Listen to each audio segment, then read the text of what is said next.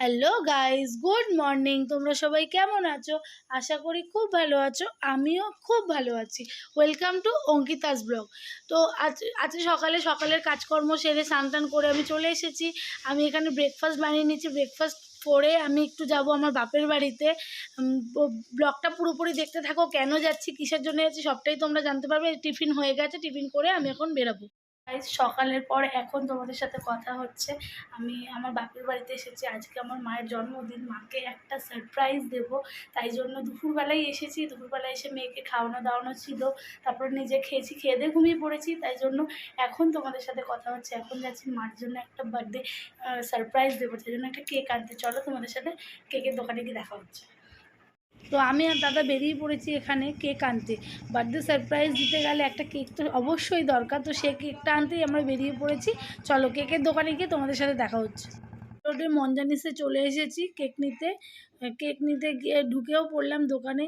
তো দেখি এখানে কেক কী এখানে অপশান দেখি, এই যে কেক, এগুলো দেখছি কোনটা এর মধ্যে ভালো লেগেছে। তো যেটা নিয়েছি তোমাদের বাড়ি গিয়ে চলে এসেছি।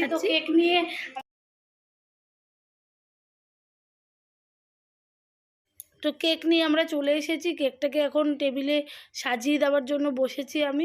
এই সময় মাকে আমি ঘর থেকে মিথ্যে কথা বলে বার করেছি, যাও একটু দোকানে যাও। তো এই বলে মাকে একটু দোকানে পাঠিয়েছি। এই সময় কেকটাকে একটু ঠিকঠাক করে নিচ্ছি, যে টেবিলটাতে সাজিয়ে নিচ্ছি, তো যাতে মা এসে দেখে একদম অবাক হয়ে যায়। আর তারপরে এই যে কেক রেডি করে নিচ্ছি। তো সত্যি মা দেখে এসে অবাক হয়ে গেছে যে মার জন্মদিনে আমি আর দাদা মিলে এরকম একটা সারপ্রাইজ প্ল্যান করেছি, মা ভাবতেও পারেনি। তো কেকটাকে এখানে গুছিয়ে নিয়েছি। কেকটাকে রেডি করা হয়ে গেছে। এর মধ্যে মাও দোকান থেকে চলে এসেছে। দোকান থেকে চলে এসে মা তো পুরো অবাক হয়ে গেছে যে মার জন্য জন্মদিনে এরকম সারপ্রাইজ প্ল্যান করেছি। তো এখানে দেখো মা তার দুই নাতি নাতনিকে নিয়ে বসে পড়েছে। এটা আমার দাদার ছেলে, আর এই যে আমার মেয়ে নাতি নাতনিকে নিয়ে বসে পড়েছে কেক কাটতে। দেখো এরপরে দেখো আমি এই সবার সাথে একটু সেলফি তুলে নিলাম। ওই যে আমার দাদার ছেলেও রয়েছে, আমার মেয়ে রয়েছে, আমার মা রয়েছে, বাবা রয়েছে, বৌদির সাথে একটু সেলফি তুলে নিলাম। আর আমার দাদাকে বললাম যে একটু জামা কাপড় পর।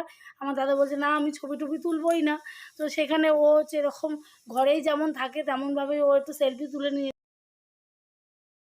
এরকম ডিজাইন। হ্যাঁ বলো, happy birthday to you, happy birthday to you. বাচ্চা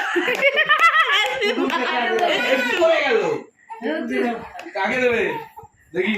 আরে আগে বরকে দিতাম।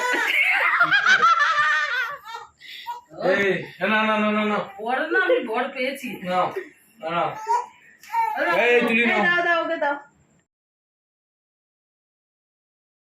কেক কাটা হয়ে গেছে, মাকে একটু কেক খাইয়ে দিলাম, তার সাথে একটু কেক মাখিয়েও দিলাম। আমি একটা গিফট আয়োজন করেছি মায়ের জন্য, মায়েরই সংসারের জিনিসপত্র, ওই কন্টেনার সেট মায়ের জন্য আমি একটা গিফট কিনেছি।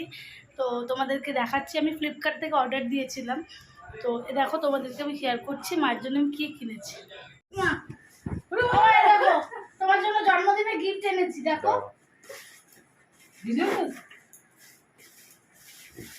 তো রাতে ডিনারে আমরা বিরিয়ানি খাবো বলে ঠিক করেছি, বিরিয়ানি আনাও হয়েছে। তো যেখানে দাদা বৌদি বাবা খাওয়া হয়ে গেছে, কারণ বৌদির বাচ্চাটা খুবই ছোট।